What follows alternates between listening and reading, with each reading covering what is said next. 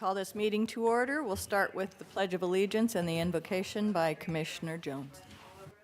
I pledge allegiance to the flag of the United States of America and to the republic for which it stands, one nation, under God, indivisible, with liberty and justice for all. Father God, as we gather today to do the county business, let us all remember that we are truly blessed to live in this great country, that we have lots of great blessings that we sometimes overlook. And Father, we ask you that we desperately need some moisture and that put us on your list. In Jesus' name, amen. Amen.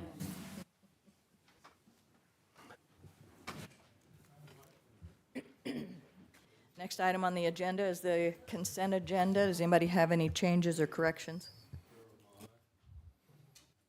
I would like to move that we accept the consent agenda. Second. We have a motion and a second. Any other comment? Hearing none, all in favor say aye. Aye. Aye. Opposed? And that motion carries. And the next item on our agenda is public comment. It looks like we have about a half dozen people signed up for public comment, maybe one more here. So I'm going to go ahead and limit this to 3 minutes per person. That's to the people who have signed in already. So we'll start first of all with Jackson Turner.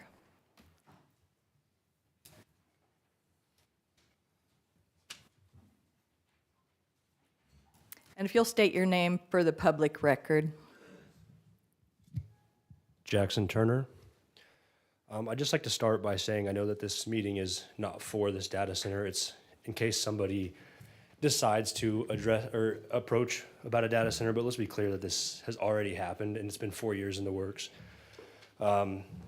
This project has been sprung on the people of Finney County unawares. A project's 4 years in the making, and only the ones Triple Oak Power has been lobbying have had any knowledge of it. This project has been described as being in the early stages, and yet already land has been rezoned. And I'd like to add that last week at that rezoning meeting, one of the board members thought that it should go to a public vote and was completely shut down and not even acknowledged. What has been cropland for generations no longer sits as such. A lot of questions have been asked, and in return, only half-truths, avoidance of direct answers, and direct lies. This project cannot continue without complete and total transparency. I'm requesting that a moratorium until there is complete and total transparency on all project components. Before anything is approved, and we must have real answers. Are the solar farm battery storage system and data center all related? We all know they are. What is the fire safety and emergency response plans? What is the total infrastructure footprint, roads, substations, transmission lines, including the data center? How will nearby residents be protected? And this is important because they say that they're going to be protected, but they have no actual evidence of how they're going to protect the residents. How much water will this actually use? And I'm not talking about the solar farm. I'm not talking about the battery storage, and I'm not talking about the data center. I mean all of it together, including how much water is going to be needed to plant the supposed native grasses they're going to hold the soil down with. And on that note, how do they plan on holding the soil down? Because they say that they have a plan, but they won't talk to anybody about what this plan actually is. How do they plan to control noise levels during construction? How are they going to avoid creating heat zones within the solar field? What happens whenever the residents in Holcomb have 15-degree increase in their heat from this? And their 10-year tax abatement, are they able to renegotiate that after 10 years? How will their bond handle the decommissioning of panels besides just removing them and leaving us with a barren wasteland? With vested water rights, what consequences are in place when they use more than their allotted water consumption? Are they just going to be able to keep using it and have no real consequences? Thank you for your time. Thank you, Jackson.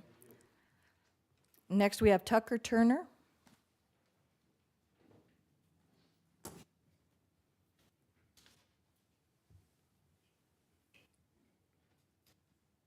Good morning. Tell us your name, please.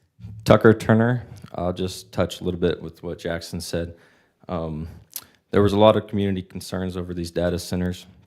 Many questions were asked during last week's meeting, and not very many answers were given. Grid strain, water contamination, soil erosion, just to name a few of the many concerns. I'm asking that we put a pause on any decisions related to data centers, hold a public discussion in the evening where all community members can attend. We deserve transparency. There's been too many NDAs signed and not enough people talking about it. As a community, we deserve better. Thank you. Thank you, Tucker. Next is Ross Marston.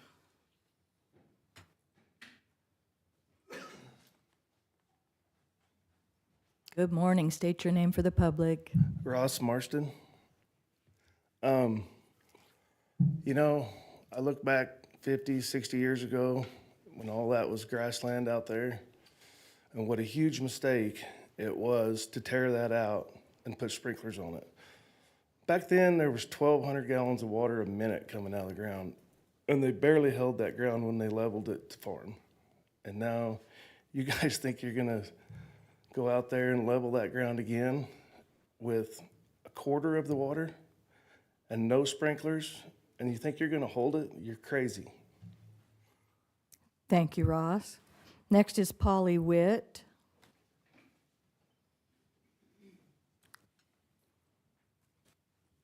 Good morning, Polly Witt, Garden City. I sent a letter, so I won't go over those comments. I strongly hope you'll take those into consideration. But Sunflower Electric started in 1983. They've been denied expansion several times. In 2020, they abandoned their proposal to expand. So how are we going to get capacity without expansion? And who's going to pay for that $1.3 billion expansion that Sunflower will need? As consumers, we can't afford that. So if this goes through, or anything that connected with it, it needs to be made sure that they are responsible for any of the electricity expansion. The cost should never, if anything, our rates should go down if it's a big economic improvement to our community. I don't see how it can be, but I don't see how Finney County gains anything from this. Thank you. Thank you, Polly. Next is Rance Schreivogel.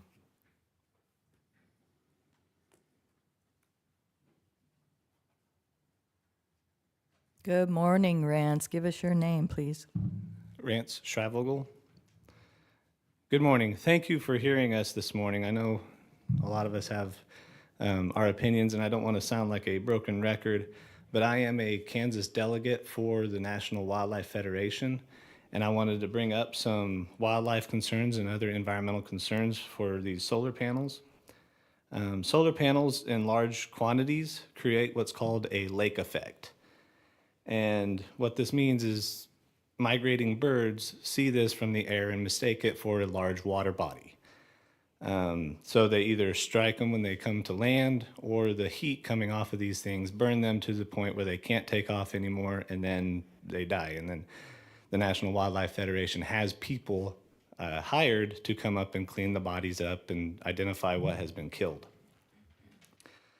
I just wanted to include that they include the endangered species, including endangered shorebirds, waterfowl. A lot of waterfowl hunters are affected by this as well. I know we don't have a lot of water bodies here for waterfowl hunters, but in their migratory patterns, they do. Also, these solar panels create what are called giant thermals, and hot air rises. And with all of these increasing air temperatures, we don't get enough rain as is. Now with this giant thermal, it'll disperse even more precipitation and more storms. So it's going to affect the entire precipitation of this land. So, thank you. Thank you. Appreciate that perspective. Next is Robert De Leon. Robert De Leon, I'm the senior pastor for Church of the Remnant, and I'm here on a whole different topic. I just want to let you know that for the last 7 months, Church of the Remnant has taken 40 men and 10 women from Garden City to Dodge City, Salina, Wichita, Concordia for sober living, rehab, detox, whatever's needed to help men and women get off the drugs, off the alcohol, and get the help that they need. So we've been traveling with these folks out of this county to get help. This past weekend, we had an amazing event where we had a revival, where we talked to people about there's hope out there. There's hope in Christ, and come to him. And then we also had a run for recovery. That's why my legs are a little wobbly, because I thought I could run still. So we did a run for recovery, and we had 55 men and women that each shared their story of why they were running. They were running for someone who is either in recovery or didn't make recovery. And so we're going to continue to fight, but we can't do it alone. We need this community's help. We need your help. So I just wanted to share with you who we are, what we're doing, and that we're going to continue to do that. Thank you so much, Robert. Really appreciate that update. We've been working hard to combat homelessness, or at least not really combat, I guess that sounds like a bad word, maybe to just help those who are homeless or less fortunate than we are. I appreciate your efforts. I know you work hard at that. Last one we have is Harold Mai.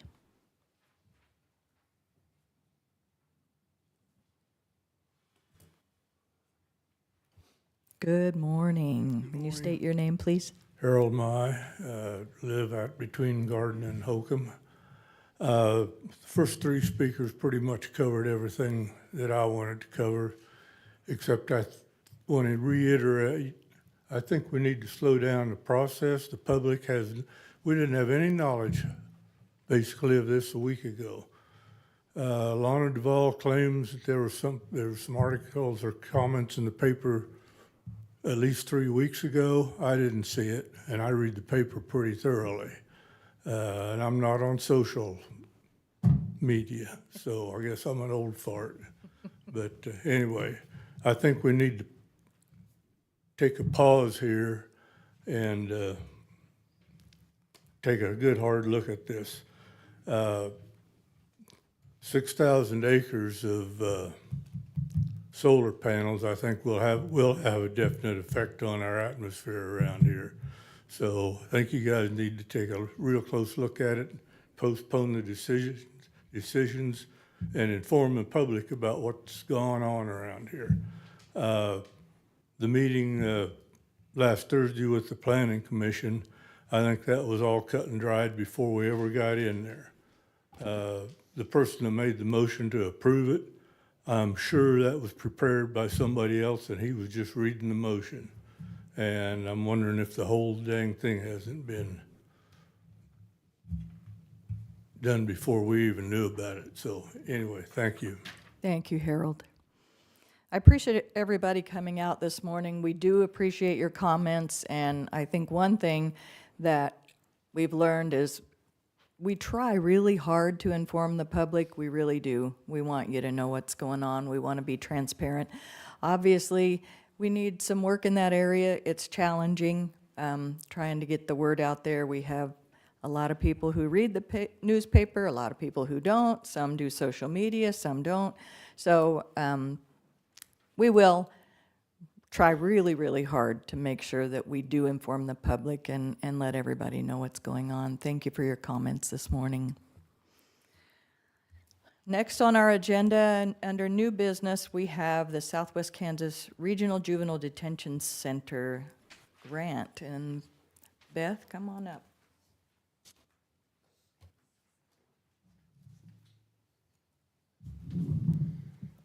Good morning, Beth Beavers, Director of Finney County Department of Corrections.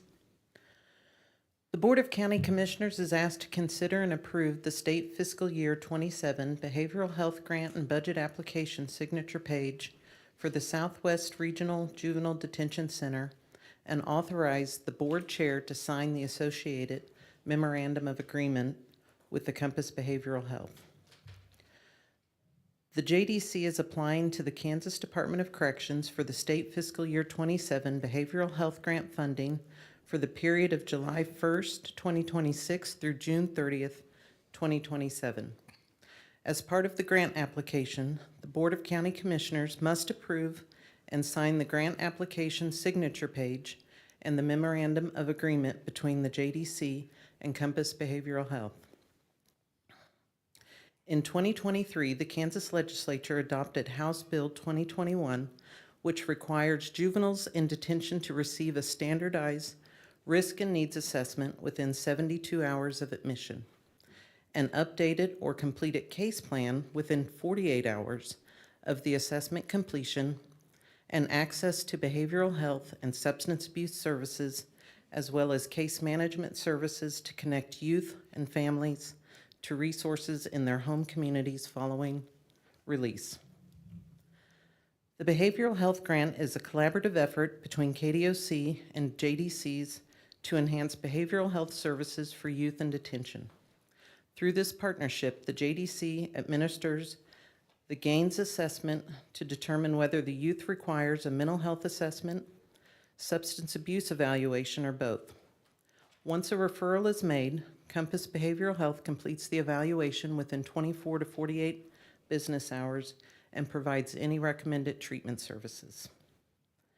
The Memorandum of Agreement also allows detained youth to participate in group counseling sessions and care coordination services. Compass Behavioral Health assists youth with continuing treatment services after returning to their communities, which supports the continuity of care, and reduces barriers to ongoing treatment. This is the third year the JDC has participated in this grant. Since implementation, more than 60 youth have received services, and the JDC has completed 173 GAIN assessments. Grant funding supports critical mental health and substance abuse services and helps youth begin or continue on a path toward a healthier and more stable future. Alternatives. Alternative 1, the Board of County Commissioners may approve the Behavioral Health Grant and Budget Application Signature page for state fiscal year 27 and authorize the Board Chair to sign the associated Memorandum of Agreement with Compass Behavioral Health. Alternative 2, the Board of County Commissioners may deny the request and direct staff not to submit the state fiscal year 27 Behavioral Health Grant application or MOA. Alternative 3, the Board of County Commissioners may give staff further direction regarding the Behavioral Health Grant application and Memorandum of Agreement and authorize the Board Chair to sign the documents once any requested revisions or additional information have been provided. Staff recommends Alternative 1, approving the state fiscal year 27 Behavioral Health Grant and Budget Application Signature page, and authorizing the Board Chair to sign the MOA with Compass Behavioral Health. Approval of the grant application allows the JDC to request state fiscal year 27 funding through KDOC for behavioral health services provided by Compass Behavioral Health. These grant funds support ongoing mental health, substance abuse, care coordination, and related treatment services for youth detained at the JDC.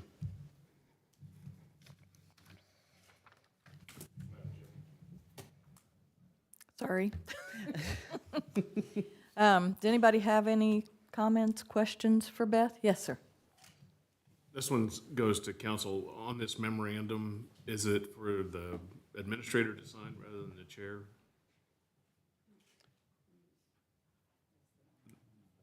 In the past, it's been The chair to the chair. The past 2 years. Well, I just want to make that clear. Also, I sit on the Compass board, and this cooperation between JDC and Compass to provide professional services to the people who find themselves in the detention center is critical to the overall care of the children that are placed there, and I believe that we should continue with it. I make a motion to approve alternative number 1 and authorize the chair to sign. Second. We have a motion and a second. Is there any other comments? Yes. Question for Beth. Is this different in dollar amounts than we've done with the state in the past? It is. It is higher than last year's and the year before. With the passing of House Bill 2329, we're probably going to see a pretty significant increase in the number of youth coming through detention. Any others? Hearing none, does anyone have a motion? Did. Already did in a second already. Oh, sorry. Man. I guess we need a vote then. All in favor, say aye. Aye. And I'll say aye. Any opposed? And that motion carries. Thanks, Beth. Thank you. Next, we have adoption of a special use permit application form.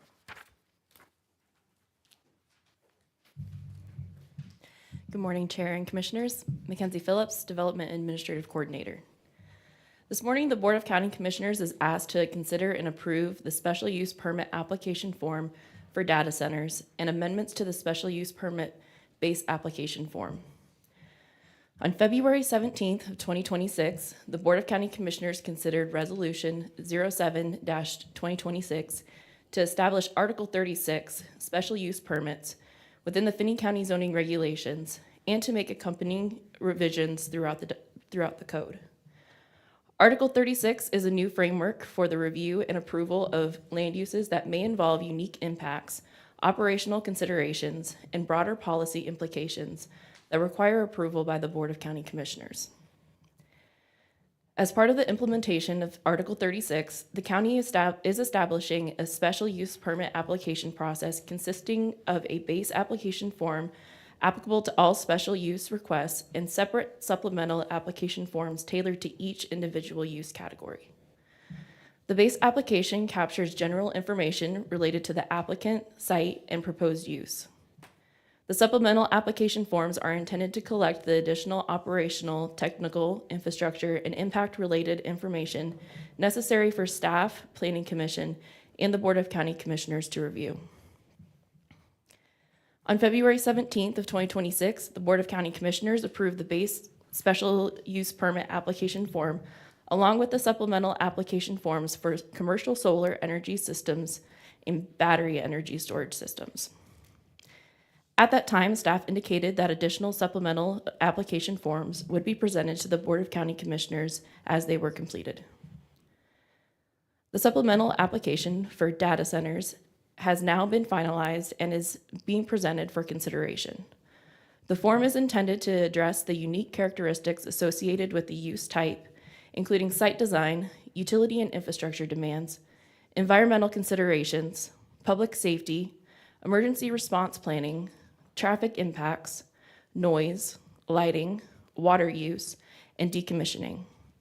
Data centers and related facilities may involve significant utility demands, backup power generation, water consumption, and site security considerations.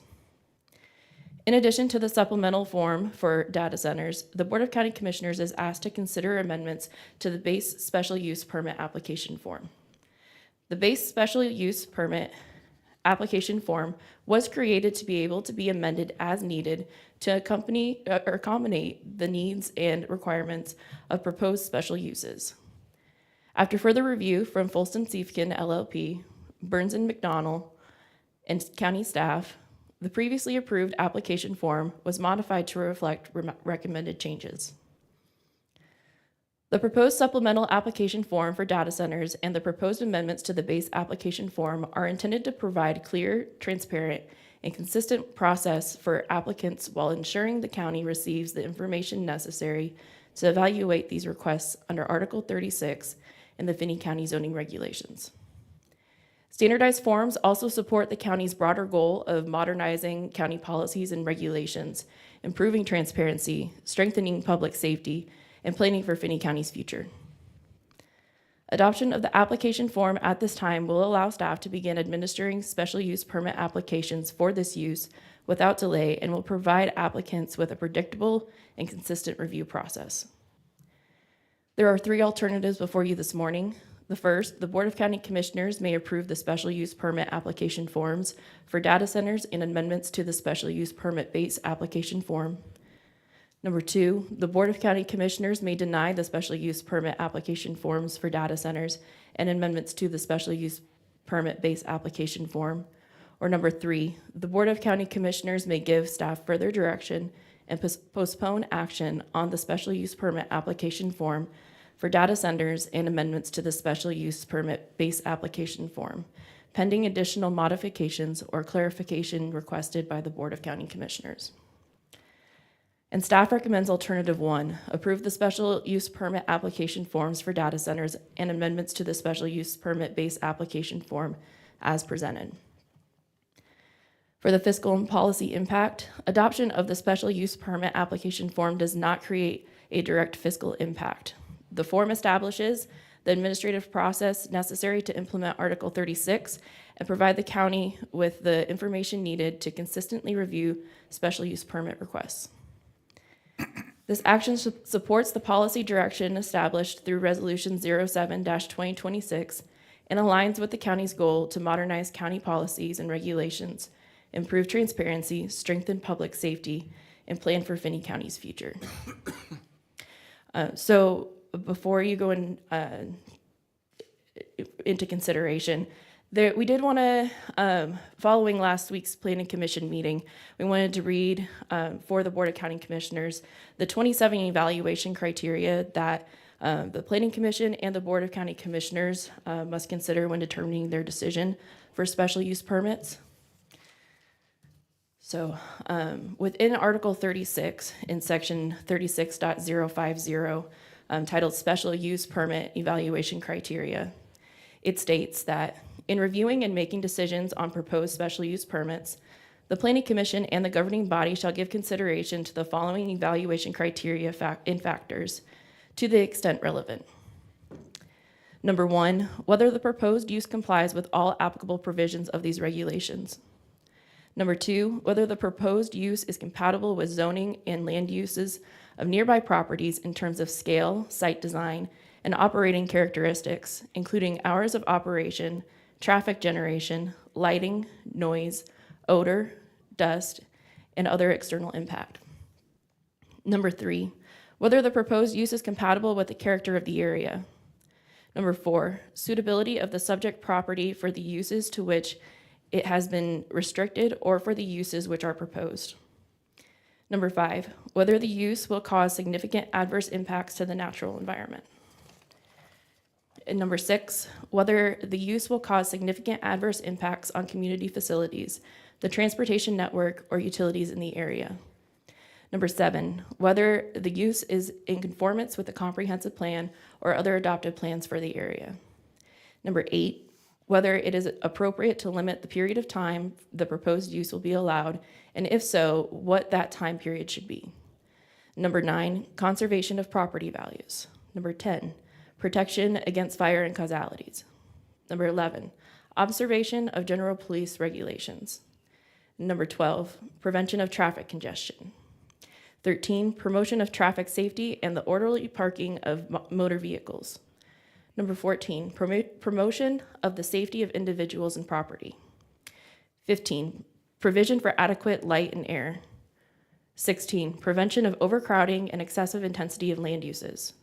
17, provision for public utilities and schools. 18, invasion by inappropriate uses. 19, value, type, and character of existing or authorized improvements in land uses. Number 20, encouragement of improvements in land uses in keeping with overall planning. Number 21, provisions for orderly and proper urban renewal, development, and growth. 22, length of time subject property has remained vacant as zoned. Number 23, relative gain to the public health, safety, and welfare as compared to the loss in value or hardship imposed upon the applicant. Number 24, opposition or support of neighborhood residents. Number 25, impact of the proposed development on community facilities. Number 26, professional staff recommendation. And number 27, such other factors and criteria that the Board of County, or that the governing body may deem relevant. And I'm available for any questions. Any questions, comments? Does anyone have a motion? I move that we approve the application as submitted for use in Finney County.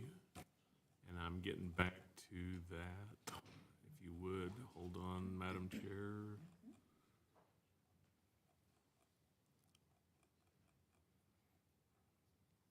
Alternative number 1. Motion to approve alternative number 1. Is there a second?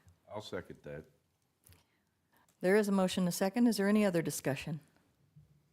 I think that given the number of persons and circumstances under which they came for attention to this matter, I think that staff has done a wonderful job of addressing the criteria on the review.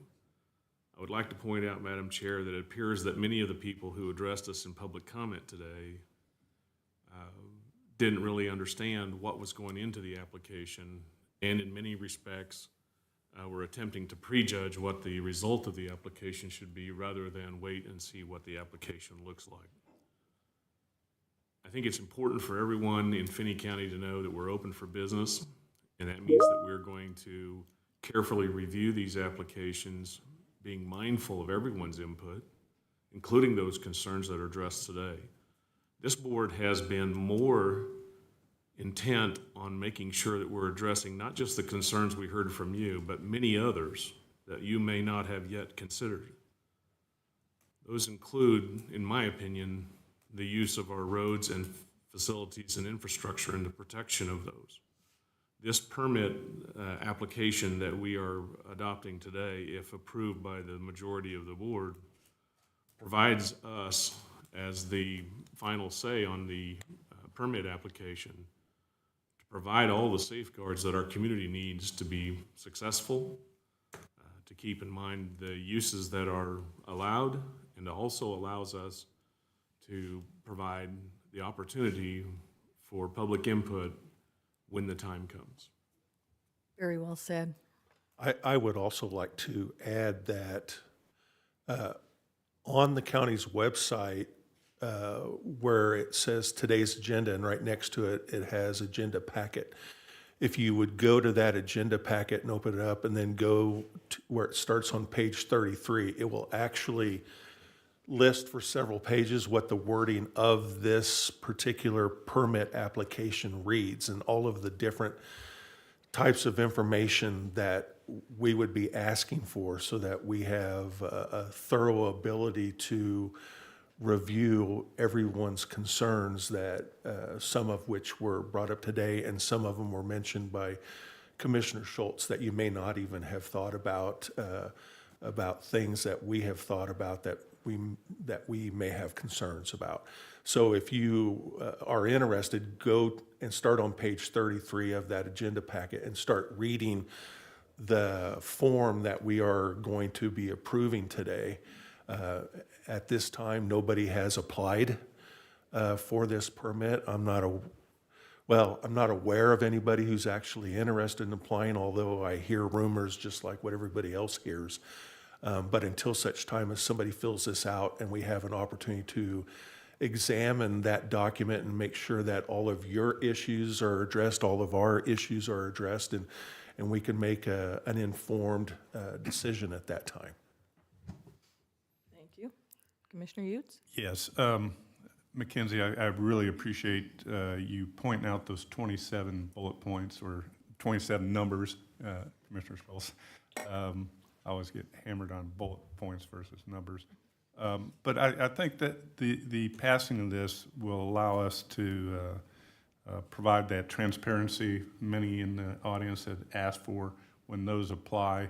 And looking at those 27 points that you brought out on Article 36 gives the board, planning and zoning, and as well as this Board of Commission, making sure those are met so that we don't just rubber stamp something that looks good, that we have a process. We didn't have a process before this, a defined process like this. And I think this will give us more transparency to the community to see what's coming forward if anybody does apply. So thank you for the hard work. There is one more comment that I would like to make. I think I can speak for the board. None of us have signed any NDAs, nor will any of us sign any NDAs in the future. I have always been very open, maybe sometimes too much open on discussing issues, especially on social media. I think I'm pretty good about, providing information out there and facts for people to consider or whatever, but I know that moving forward on these issues in the future, because they are something that are of concern to the community, that we will be very open, and there may be times when I'm a little bit too open and I may get told not to, but no NDAs, and no, I promise you I won't be signing any NDAs in the future either. So just to clear that up, I know I've had a few people that have insinuated that we have, but that is actually not true. I would just like a clarification from Mackenzie. The 27 points, are we tasked with making sure that all of those points are met, or are we to use those in our determination, weighing the benefits and the potential impact on the community? I might defer that to Kara and Trish. In my opinion, it's you're using those criteria to make your determination. So looking through each of those, if it meets those criteria, but I will pass that off to council. Thank you. If you go back to Article 36, it's 36.050, in the special use permit evaluation criteria. At the beginning, before it goes through those 27 outlined, it says, in reviewing and making decisions on proposed special use permits, the Planning Commission and the governing body shall give consideration to the following evaluation criteria and factors to the extent that they're relevant. So those are all things you're supposed to consider as you're making your decision. Thank you. All right, anything else? Madam Chair, Yes, sir. just to fill everybody in a little bit, in the past, we've always had conditional use permits that we've used, i.e. for permitting feed yards and such. And we saw this type of special use coming down the road because we'd witnessed other communities that weren't ready for it. And so that's why we developed a special use permit. We've spent quite a bit of time and resources to we hopefully hope it's right. And I think after you read down this checklist of things that we look at and consider, that we're doing our homework. So I'm hopefully in favor, I am in favor of proceeding with this form. Now, we're not checklisting a project. This is just a form that they have to fill out, and they have to pay us a fee to fill this form out. So we're working on it. Thank you.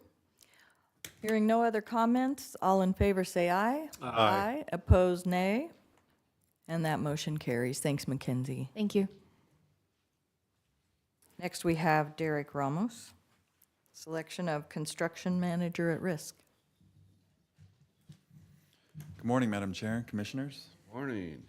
The Board of County Commissioners is asked to consider and approve the selection of McCowan Gordon Construction as the construction manager at risk for the Finney County Jail Detention Center project, and authorize the county chair to negotiate and execute an agreement for services. Authorize the administrator to negotiate and execute an agreement for services.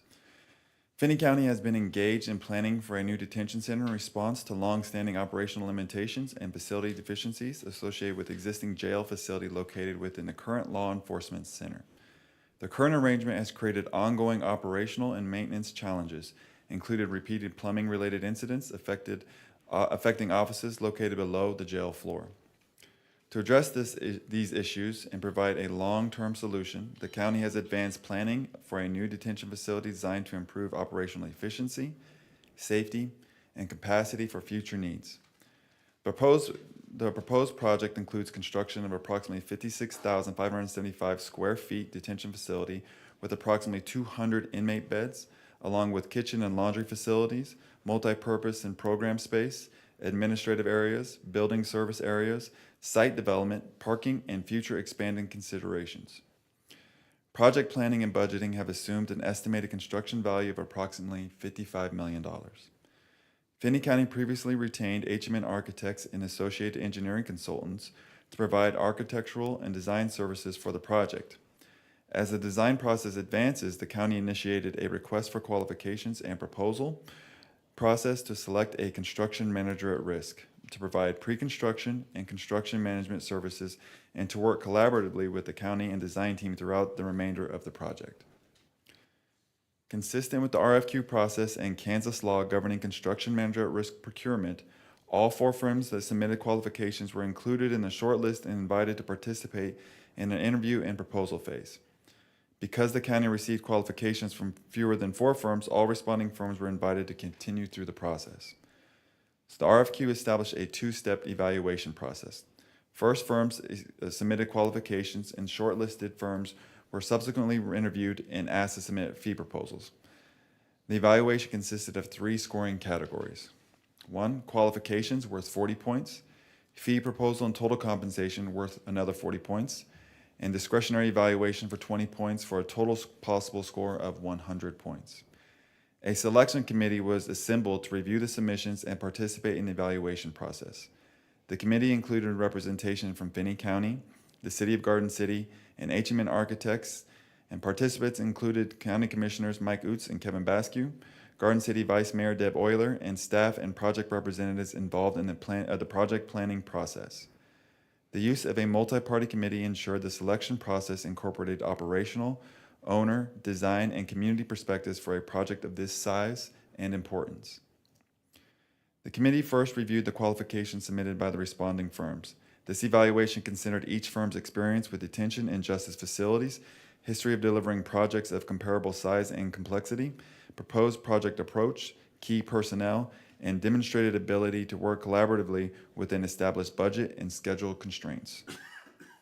Following the qualifications review, shortlisted firms participated in interviews and submitted fee proposals. During this phase, the committee evaluated both the numerical cost proposals and the structure of those proposals. As discussed during the review process, the proposals were not all organized in the same manner. Firms varied in how they allocated costs between general conditions, project expenses, contingency, and fee structure. In some cases, costs included by one firm within general conditions were treated as project costs or allocated differently by another firm, which created differences in how the proposals appeared when viewed at a high level. Because of these variations, the committee compared proposals using the subtotal of fee plus general conditions to provide a more consistent comparison of total compensation among the firms.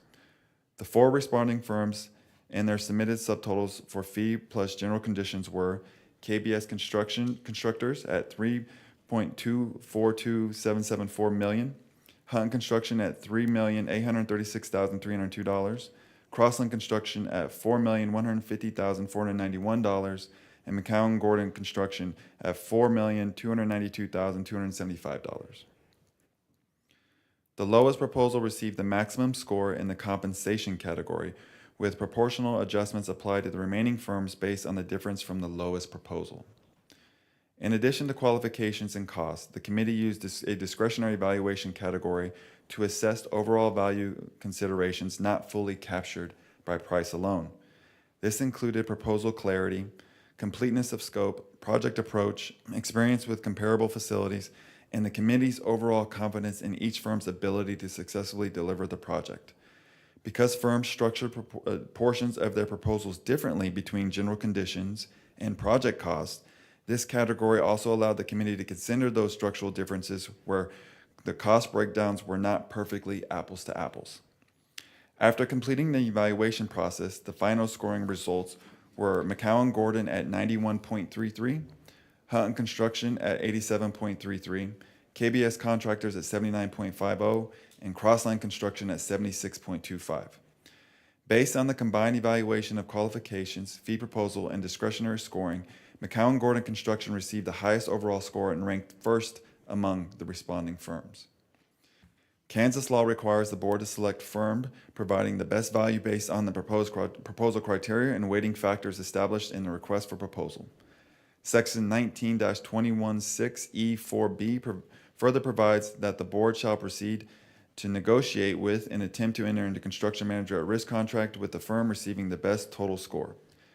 Based on the completed evaluation process, McCowan Gordon Construction received the highest total score and therefore represents the firm with whom the county should proceed in negotiating a construction manager at risk agreement. McCown Gordon's proposal included a construction management fee at 1.95%, representing the contractor's overhead and profit for managing the project.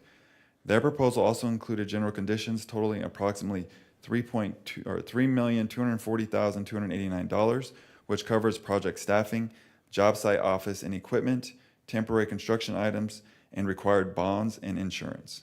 In addition, the proposal included a construction contingency of approximately $1,078,431, or 2%, which would be incorporated into the guaranteed maximum price and used to address unforeseen construction conditions during the project. The total compensation proposed for construction manager services was $4,318,720. While McCown Gordon's proposal was not the lowest cost submitted, the selection committee determined the firm provided the strongest overall value based on qualifications, experience with similar detention facilities, project approach, and overall confidence in the firm's ability to successfully deliver the project. Funding for the detention center project included construction and associated professional services such as a construction management, will be supported through the voter-approved sales tax and general obligations sales tax bonds authorized by voters in November 2025, which allows issuance of bonds in the amount not to exceed $87,500,000 for improvements and construction related to the county jail and law enforcement facilities. Selecting a construction manager at risk at this stage allows the firm to begin participating in the pre-construction phase of the project, including cost estimating, constructability review, value engineering, and schedule development as design progresses. This collaborative process is intended to improve cost certainty, reduce project risk, and help ensure the project remains within the established budget and schedule parameters. So there are three alternatives for the governing body to choose from. One, the Board of County Commissioners may approve the selection of McCown Gordon Construction as the construction manager at risk for the Finney County Detention Center project and authorize the administrator to negotiate and execute an agreement for services.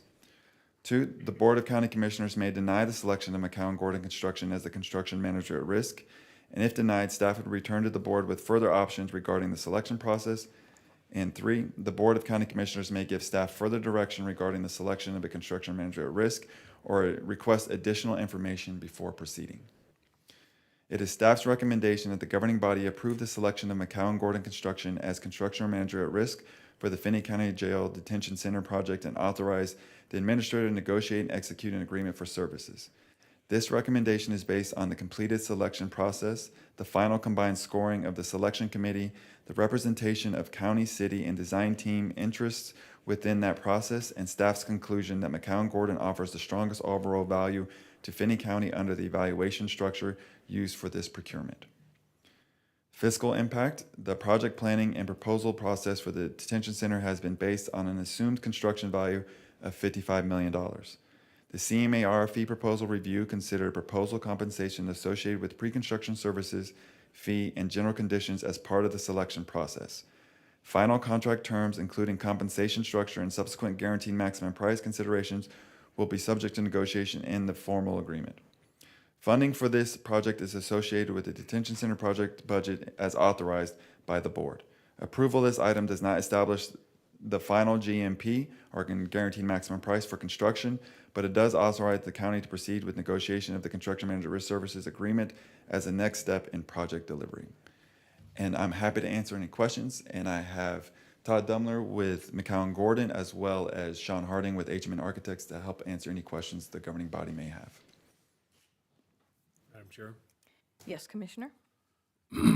Derek, I want to be clear that the authorization that you seek today is not to determine the guaranteed maximum price, nor authorize you to sign any such contracts, but rather the pre-construction services agreement and the selection of McGowan Gordon as the construction manager at risk. Is that correct? That is correct. Any other questions? I'll just comment. Both Commissioner Basque and I sat through this process, and it was probably one of the best over my years of dealing with construction management at risk in different projects, whether it was school board, city, or now in the county. One of the best processes I've ever seen, and I commend you, Derek, you and staff at, and our architect putting this together. This is a fine example that low bid is not always the best bid. And we looked at a lot of things, and one of the intriguing things that I saw in this was McGowan Gordon is going to bond our local contractors. You're not? Okay. You're not requiring any bonds. So that will allow more of our local contractors to play nice in the sandbox and working on this project. And I believe the project in the presentation, projection of early 2028 on conclusion of the project. So which is, all of them were pretty close on when the project would be done, but early 2028 is the projected process, which will help on the law enforcement center remodel as well. So I commend all four of the firms on their presentations. It was pretty interesting. Some of them had experience in prisons versus many in jails, and there's a big difference in a prison build and a jail build. Then some had no experience in jails, but also reached out to our companies to help them with the project. So commend that firm for doing that. It was pretty interesting. Everyone gave a great presentation, but it came down to it wasn't the lowest bid, it was the best bid and the delivery. I do have one question. As far as the alternatives go, it says, alternative one says to allow the county chair to negotiate and execute an agreement, and I thought I heard you say administrator. Yeah, it would be administrator. So Okay. my apologies. All right. Yes, sir. Quick comment. I think we need to all appreciate what our voters in Finney County did for us, because there were several other counties that just went through this legislative process this year in Topeka, and every one of theirs got pulled. So when our voters approved this by a 77% margin, I think that hopefully we are spending these well-earned tax dollars with dedication. And we've done construction management in the past. You can see the process up on Mary Street right now with our new EMS and county health building. And it is progressing great speed, and it will be done, dedicated this summer. And I think everybody should be appreciative of this type of thing, especially the property owners, because this is all rides on sales tax. Commissioner Schultz. Thank you, Madam Chair. The emphasis that Commissioner Jones is trying to make is that we pushed through last legislative session the authority to go to the voters. And for all the other counties in Kansas this year, everyone in hearing or listening or here today gathered needs to know that every request for a county to issue a sales tax was denied by the legislature this year. Every one of them, because they didn't act on it and they didn't agree. So we got our foot in the door early, and I would also echo Commissioner Jones's comments about another applicant, Hutton. Hutton is working for us right now on the EMS county health building and doing a wonderful job, progressing ahead of schedule. The last report we had was still a facility without injury or accident. And those are monumentally huge things for us sitting in review. And while I concur with the work of Commissioners Oots and Basque, Vice Mayor Deb Euler, and county staff, it is important to know that we think that McCown Gordon has a pretty high burden. They're not the only builder in town, and their shot at doing this I hope they put their best foot forward. And in the end of the day, as discussed by Commissioner Oots, our local subcontractors are going to be greatly involved, and the savings to them in price will most likely be passed on to whom? To us, the taxpayers. So this is a good day, and also a wonderful time to discuss why people want to come and work for us here in Finney County.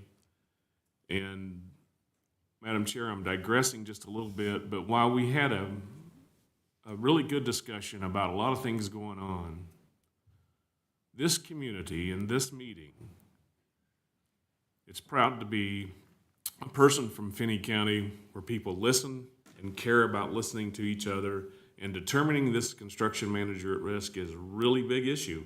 If it's not a big enough issue for you at 55 million, I think that shows that our community knows how to communicate with us in a constructive and reasonable way, and that we have efficient and organized meetings where we reach a conclusion based on what the facts are and what's in the best interest of our community.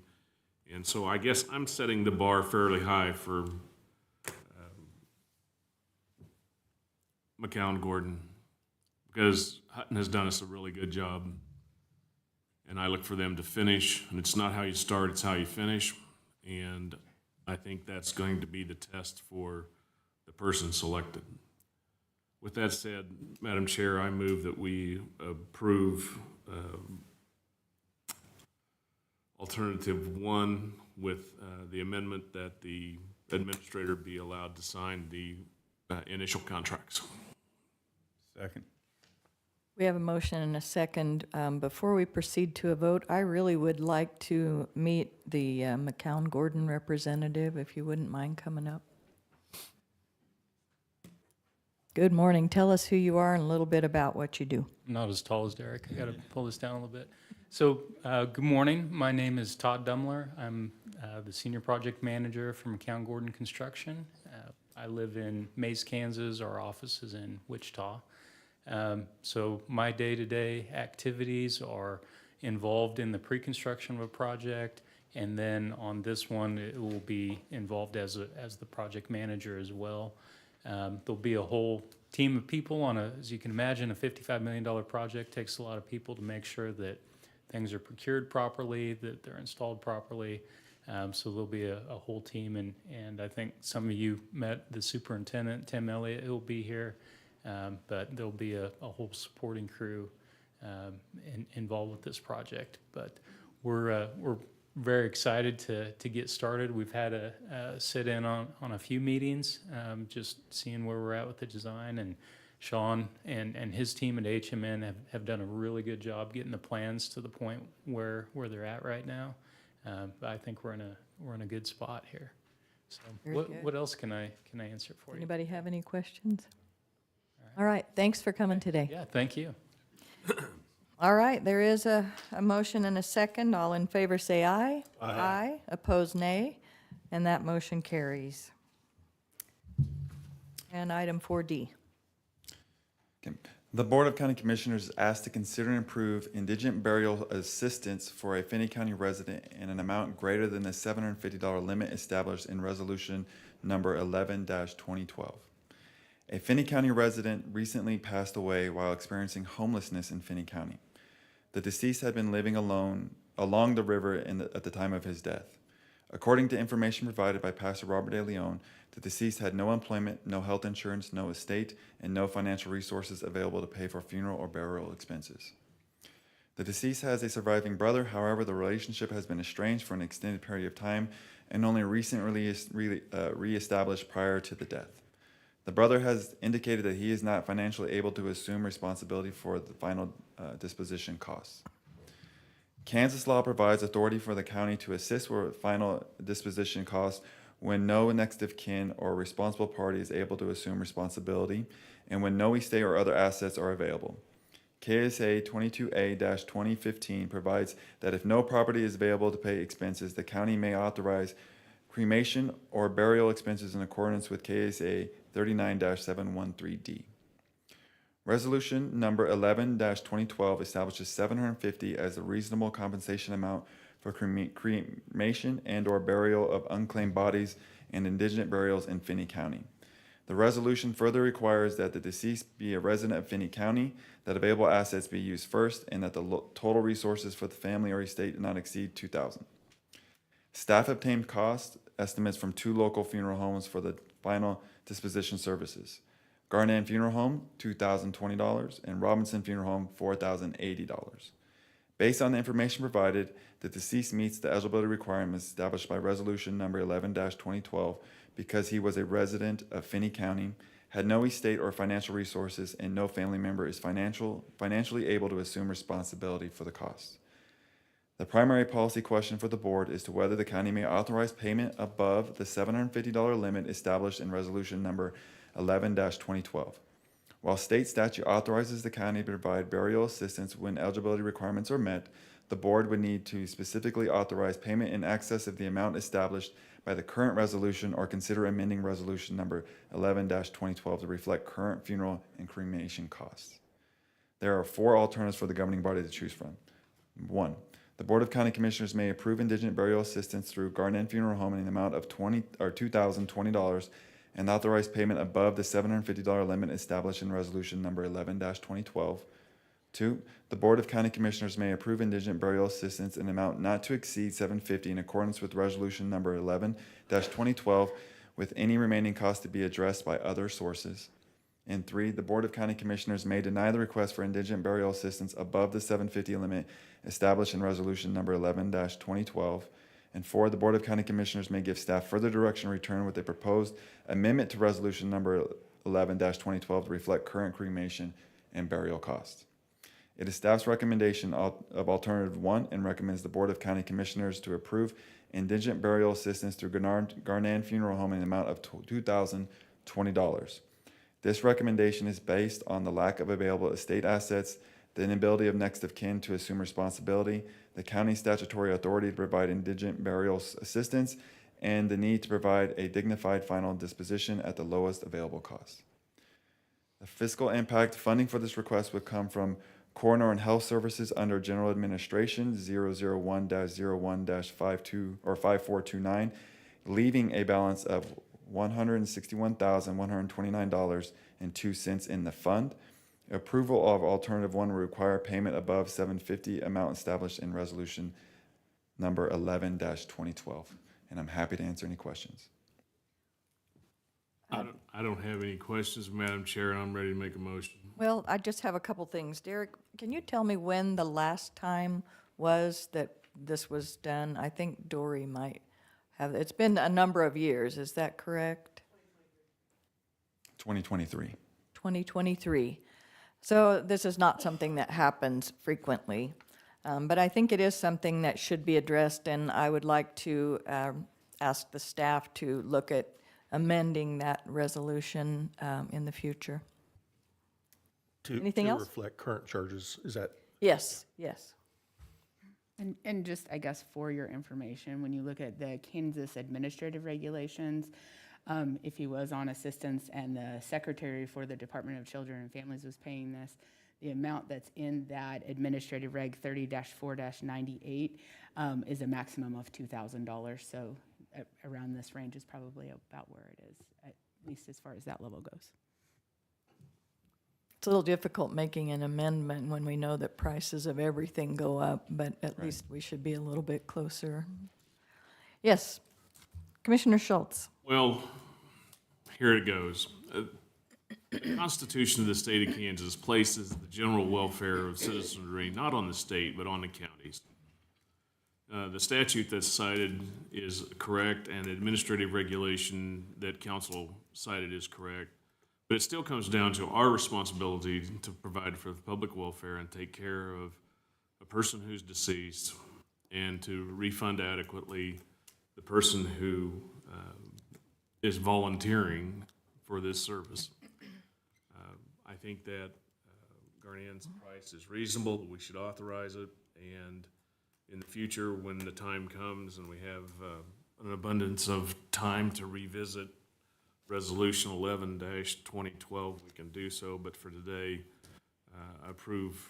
I move to approve alternative number 1 and pay the $2,020 from the fund as identified. Second. We do have a motion, a second. Any other comments? Hearing none, all in favor say aye. Aye, opposed nay, and that motion carries. Thanks, Derek. Thank you. Next is staff reports, 5A. We have Lana Duvall.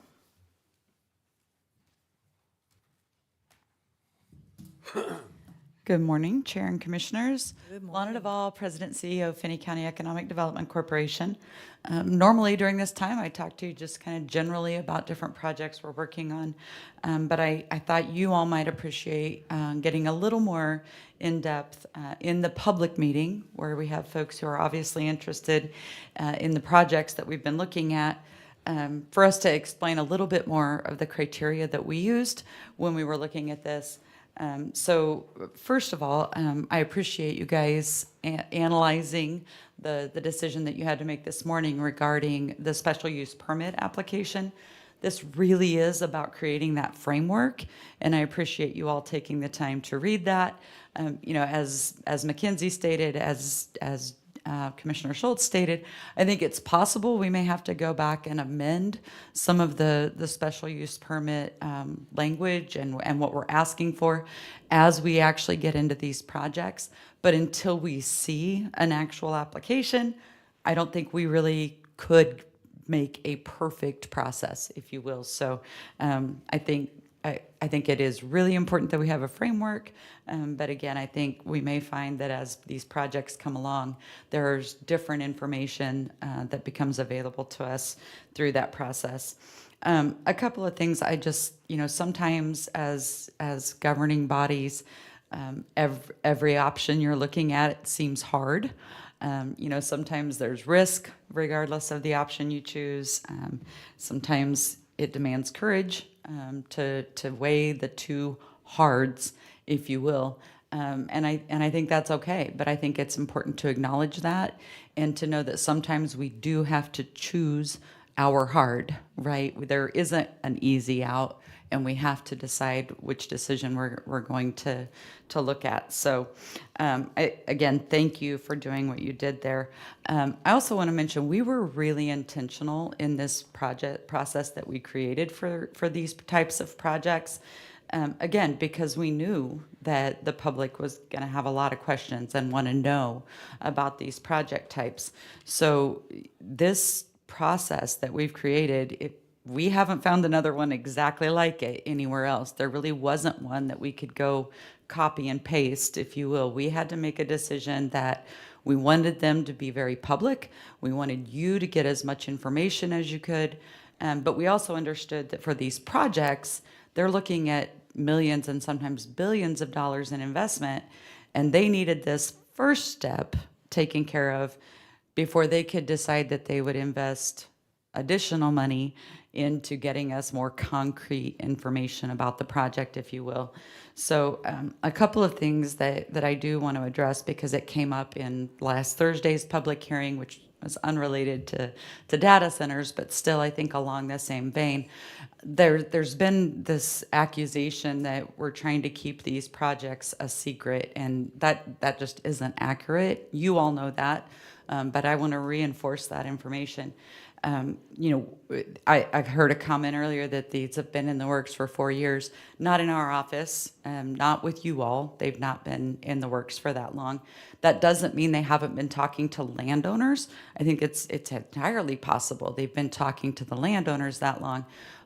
But we haven't been involved in them for that long. So, and you know, to the point of signing an NDA, a non-disclosure agreement, for those who don't know, you know, yes, we do sometimes enter into non-disclosure agreements. You all, you know, as county commissioners are often asked to do that. But those those non-disclosure agreements are really just during that preliminary phase. Larry Jones has sat through lots of these projects as a commissioner because he's been here for DFA, for the transload, for empirical foods. So sometimes there is preliminary information that is, protected on behalf of those clients. Again, that's not trying to hide anything. That's just protecting their patents, their project-specific information until they know that they're going to go forward with it. Once it becomes a public process, once they've applied for a permit, whatever the case may be, those NDAs no longer bind us to that, right? Because now it's out in the public. They've chosen to go to the next step. So those shouldn't be construed as some secretive type thing. They're really not. The attorneys in the room will tell you they're just a protection during a certain phase of the project. So, but to say that we've tried to keep these a secret is just not accurate. We did, you all, I think, except Commissioner Jones, got to be at our annual meeting in January. That entire meeting was focused on these energy projects and the potential for data centers, a discussion about artificial intelligence and machine learning. The Telegram did a very large article about the meeting. There no secrets. Since that time, we've taken a ton of phone calls in the office. We have a lot of people who come by and visit the office just wanting more information. I've been asked to present at coffee clubs and social groups and civic organizations. I'm always happy to do that. We want the public to ask questions. We want them to understand the process. So we're happy to talk about it. And again, I would welcome any of these folks who have questions. We're not hard to find. You can find us pretty easily. We're right downtown here.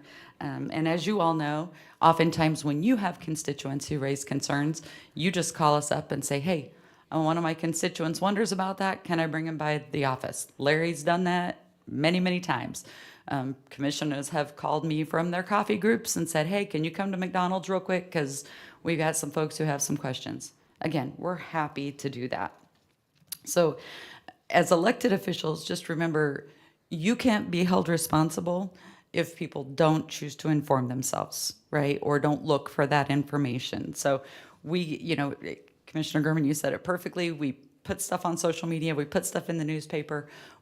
We can't make people find that information. We can only make it available to them.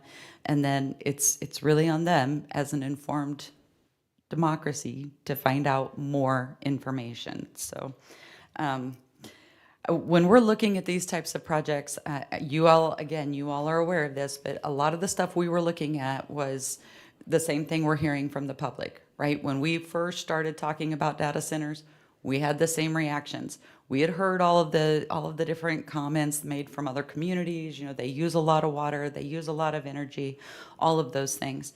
But we didn't feel like we could just dismiss that and assume that these weren't good projects for us because we're already using a lot of water here, right? So in some communities, absolutely valid that they would just say no because they either don't have water currently or they're not using that water.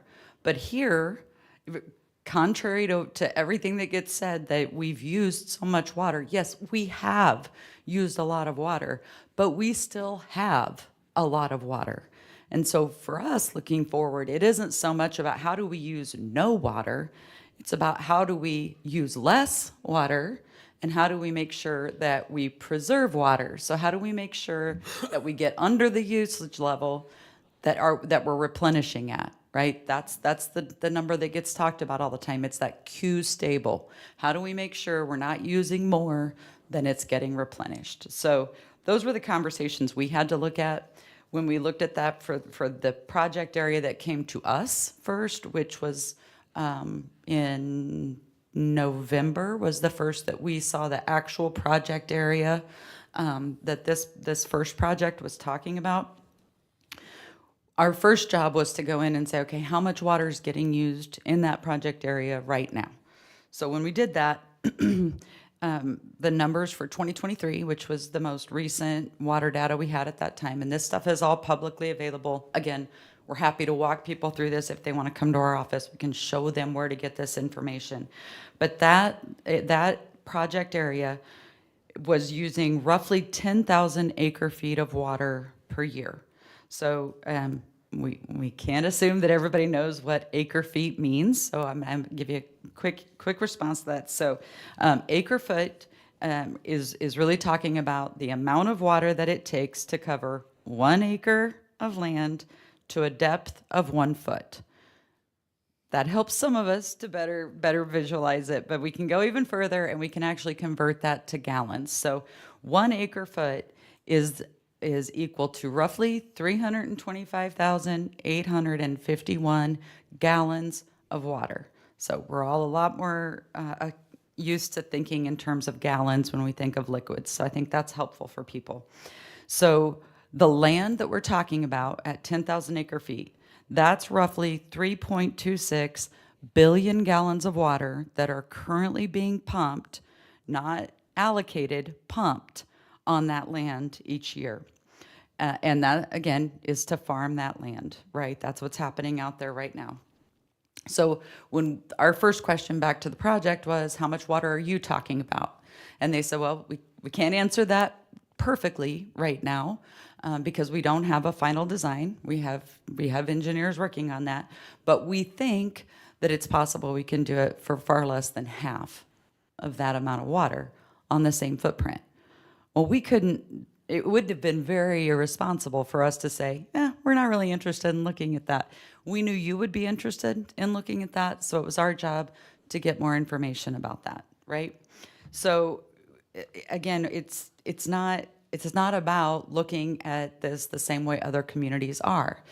A lot of the rhetoric would have you basically compare this to no water use, right? But zero water use is not the current condition out there. The current condition out there is irrigation. It is large-scale agricultural water withdrawal from the aquifer. The current condition as irrigated farmland, regardless of its historical value to our community, is a massive impact on the aquifer. It is pumping 3.26 billion gallons of water from the aquifer right now. So the question we had to ask wasn't, will a data center use water? The question we had to ask was, will it use more water, the same water, or less water? That's the honest question that we had to ask, okay? And again, we can't give you guarantees on exactly what that looks like yet, but we do think it's worth exploring. And so the framework you adopted this morning gives us that opportunity to get you more information, to get into more of those design specifics related to these projects. I think it's also really important, we've heard some comments that people are concerned about tax abatements for these projects. We don't have a local tax abatement policy specifically for these types of projects. The state of Kansas, Commissioner Schultz will tell you he's not very happy with them, but the state legislature has created some benefits for these types of projects. That's what happens sometimes. Outside decision makers put policies in place that we have to work with, but we have some freedoms to work with that. We have the opportunity to negotiate payments in lieu of taxes, contribution agreements, donation agreements, whatever you want to call them. We have an opportunity to still work with these projects and say, these are the things we think, to your 27 criteria that you heard earlier, these are the things we know you're going to impact, and we're going to hold you accountable, project, because you're the one who's creating this need in the community. So the public shouldn't be concerned about the fact that the state has put those in place. You still, as an elected body, have some opportunities to mitigate those incentives that are in place. So another thing that I think we have to say out loud, when we talk about a project like this, one of the other areas that we've been very concerned about, we have talked a lot with the Holcomb School District and even with the City of Holcomb, is that we have to be thinking about infrastructure in our communities and other projects in our communities. So we've been looking at the Holcomb Coal Station project for a very long time, understanding that coal plants typically have a useful life of around 50 years. Well, our plant went online in 1983. So that plant is getting close to what we would consider the useful life. These projects, we believed, had an opportunity to do a couple of things. Number one, it was possible that with these types of projects, that would create additional investment into the Sunflower Electric plant and keep it online for longer, simply because of the energy demands and the opportunities for these other things to co-locate there. Or even if it was ultimately shuttered, at least it gave us some opportunity to make up for that, to create other energy generation, and to create other tax revenue, more jobs, those types of things, so that if we had to replace the function that facility provides for us today, we were in a position to do that. That's just responsible economic development. That's trying to plan for those challenges before they're a crisis. So I think it's important people know we did look at that as one of the reasons that it was important to continue down the path with these types of projects.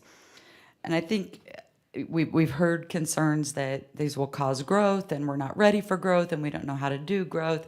You all know that's not true. We do know how to do growth in this community. We have done it. We work very well together as governing bodies, as elected officials, as staff. We're constantly in communication with each other.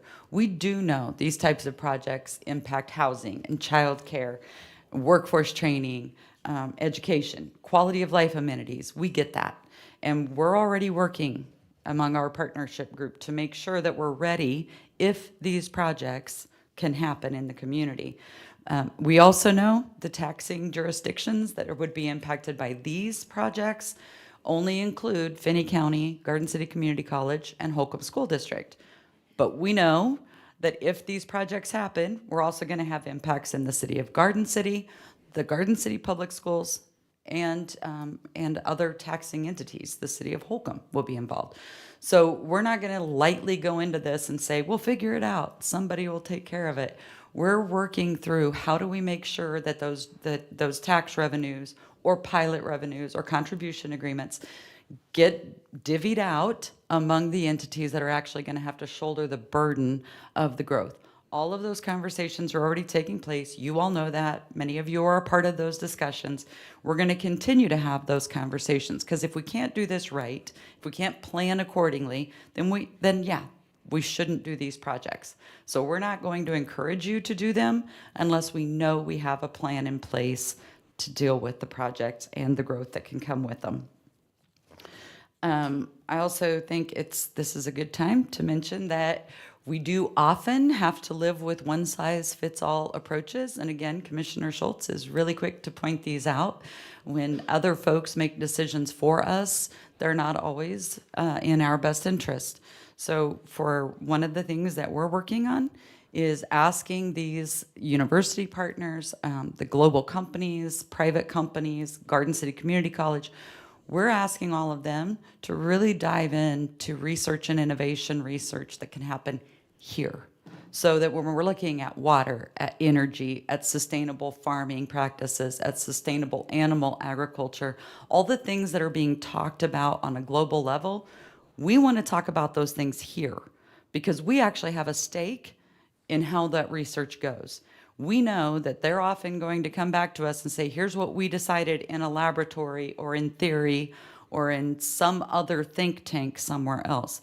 We think that research should happen here in our community, where we have a direct stake in the results of it. So those conversations are already underway. We're gonna continue down that path and make those demands of folks. The last thing I really want to talk about here is that we have to address the scale that we're talking about. When we hear 10,000 acres or 20,000 acres, that sounds like a lot, right? And again, it probably is a lot when you look at it from some perspectives. But Finney County has about 821,000 farmable acres. So that's a pretty big number. When we look at that number and then we go back and say, okay, so how much would 10,000 acres mean in that? Well, 10,000 acres is about 1.2% of our farmable land, right? 30,000 acres would be about 3.5%. Even if you want to talk about 60,000 acres, you're 7% of our farmable land. So the fact that we're the second largest county geographically in Kansas weighs into this decision, because we're not talking about ending agriculture in Finney County. Far from it. We are absolutely not talking about doing away with all of our farming heritage. We're actually looking at, is there a possibility that by taking a small percentage of the current land used for agriculture and repurposing that, is there a chance that that actually improves the farming future for the rest of the farmable acres in Finney County? We're going to continue to weigh that. We're going to make sure you have actual answers when these projects get in front of you. And along those lines, we do have to remember this is privately owned property.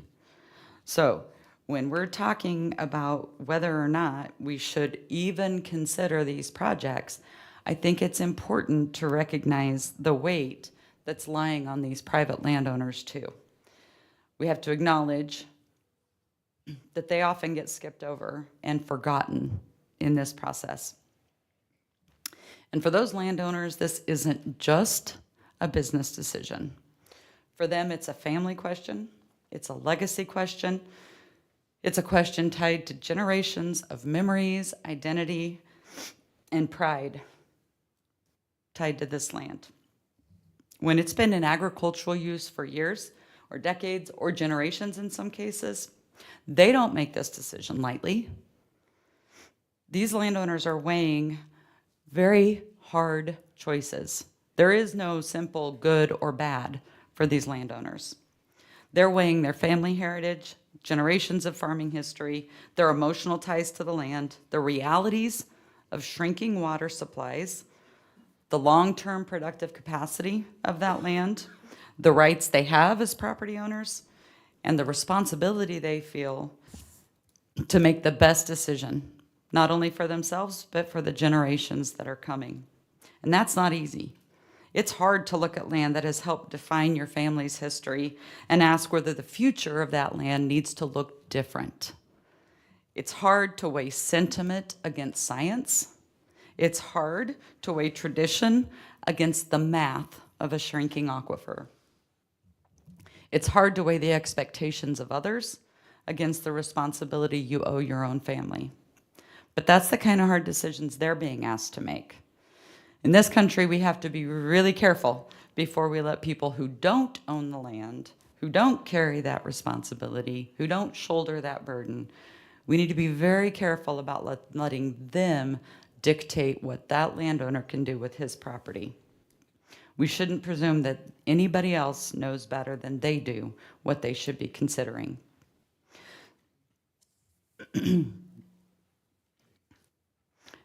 We're asking those landowners to bear a pretty heavy weight, and I think the least we could do as a community was create a process where we at least looked at the opportunities that were being presented to them. We're not asking people to blindly accept any of this information. People are going to get to see this in the projects as they specifically get presented to us. You all are going to make hard decisions again, because you're going to see each of these projects in full, and you're going to be asked to make these decisions. Right now, the only decision you've made is that you're willing to look. And this community should be very thankful to you.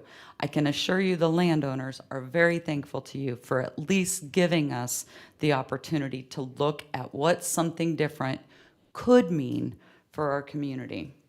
Again, I want to be very clear. We are available to answer questions. We want to answer questions for folks.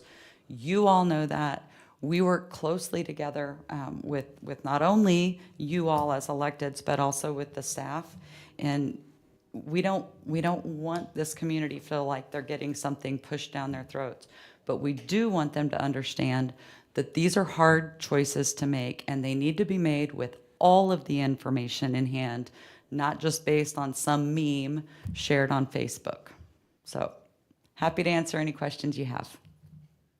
Thank you, Lana. Any questions? I don't have a question, but I do have an additional comment, Lon. Please. I think, you know, our number one issue has always been grow our tax base. It's better to grow the pie than to make it smaller and make our burden heavier. And I think the empirical project, when we went through it the other day, was a prime example of growing the tax base. And we didn't have a lot of help from our brethren in Topeka on that project. But we did have people that had foresight that were able to see that this was a real possibility for this area because they were going to build that in the panhandle of Texas. And we intervened and said, hey, we have a better option for you. And if you ever get the chance to go through that plant, you will be amazed. And that is called growing the tax base. Thank you.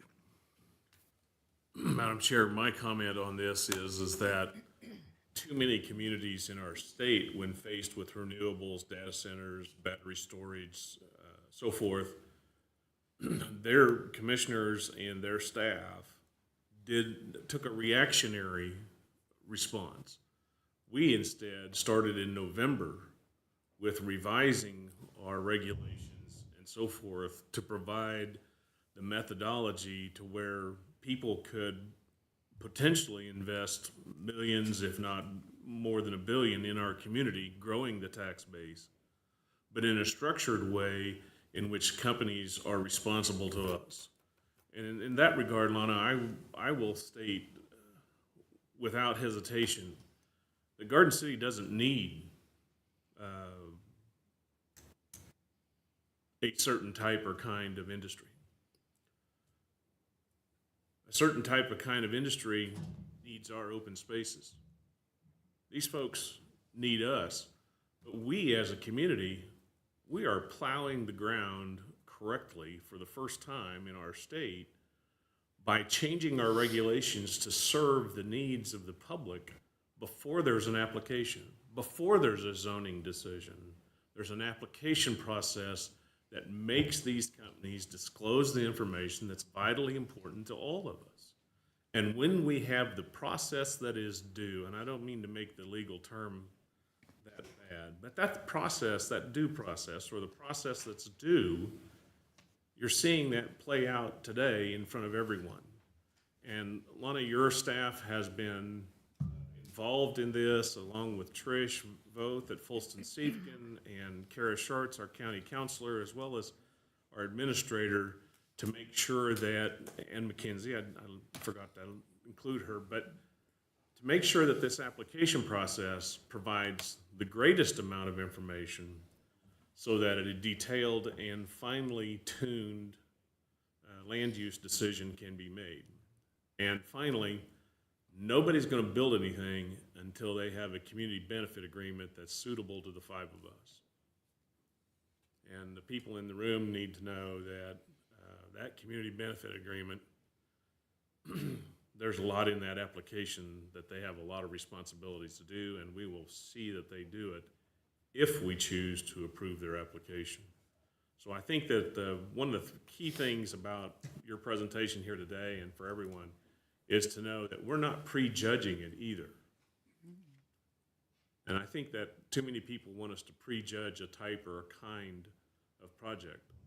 And we're unwilling to do that, and we'll make sure that the process is fair and that the process that is due the size and scope of this has been well thought out, a lot of accomplishments being done, considerable investment by you, the taxpayers, into these expenses.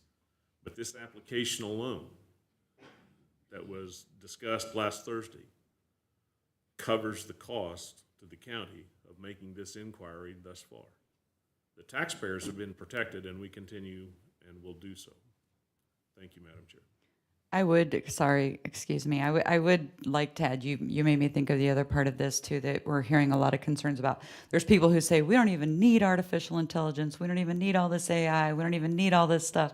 And I know you all, again, we talked about this so much at the annual meeting. You might be tired of hearing this, but I think some of the public still needs to hear this. So, when we're looking at these projects, President Trump's administration has been very clear that these projects are going to happen.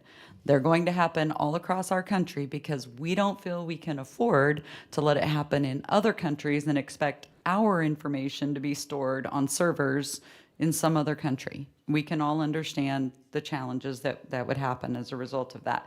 So that national landscape is already moving.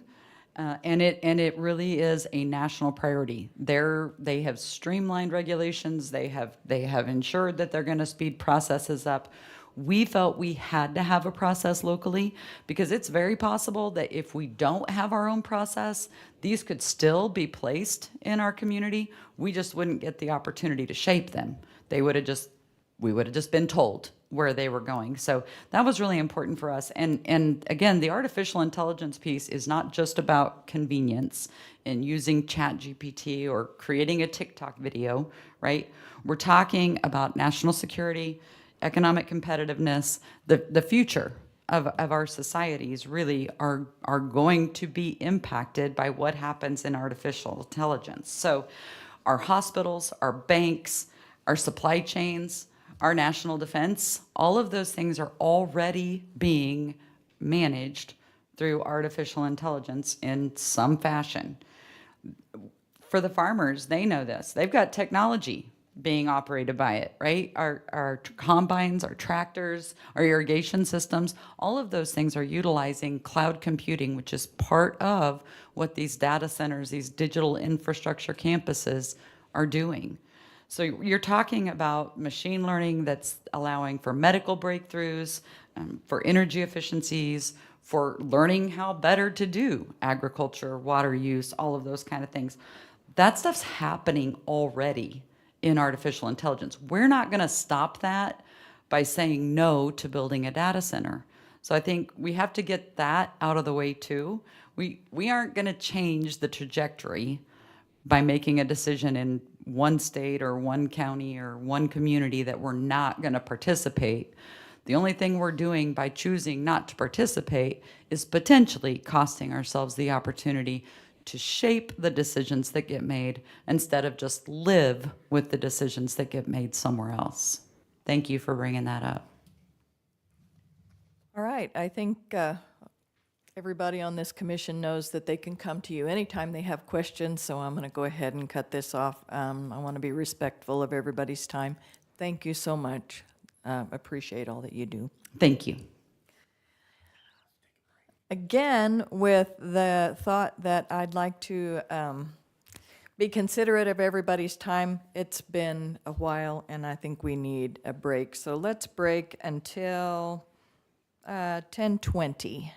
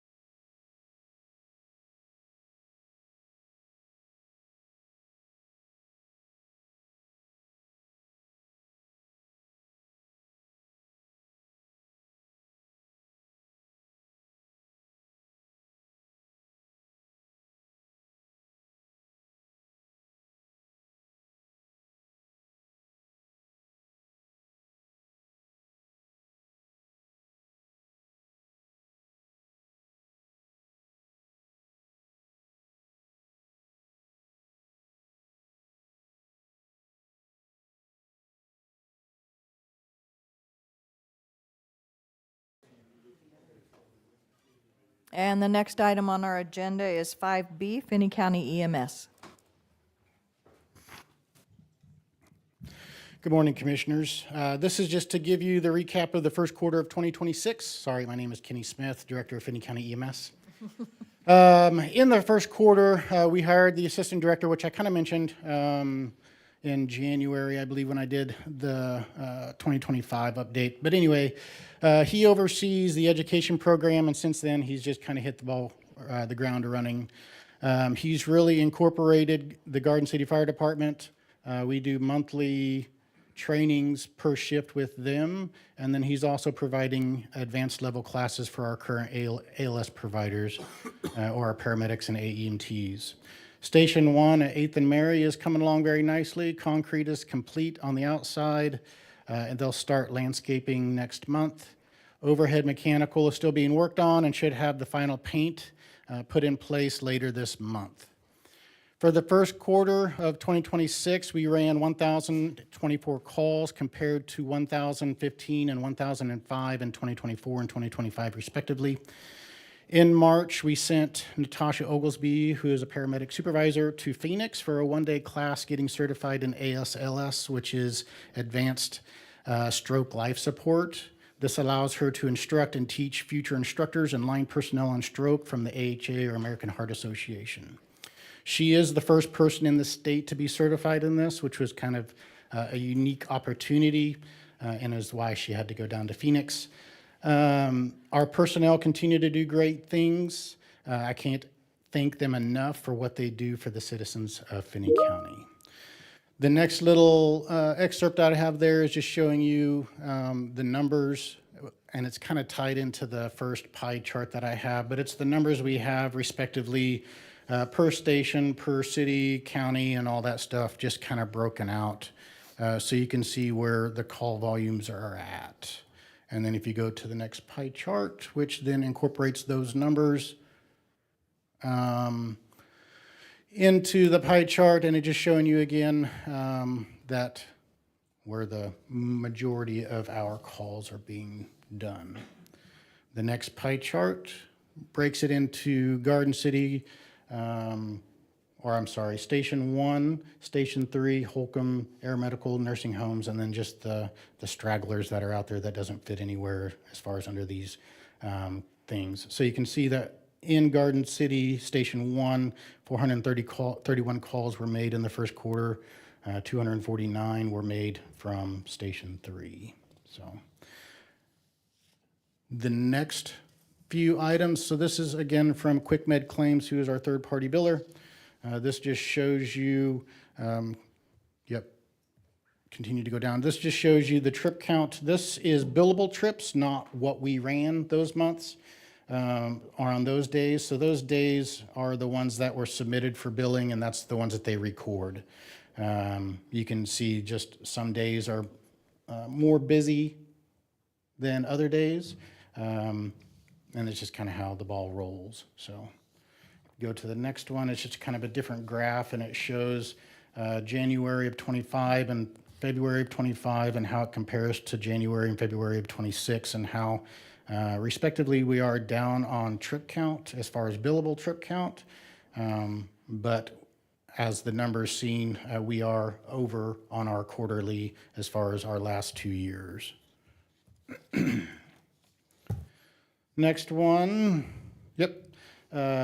is just the trip volume and payer mix, and it just shows you, it has a little break in as far as what we got paid or the trip volume as far as what was billed for the 2024, 2025, and 26 years.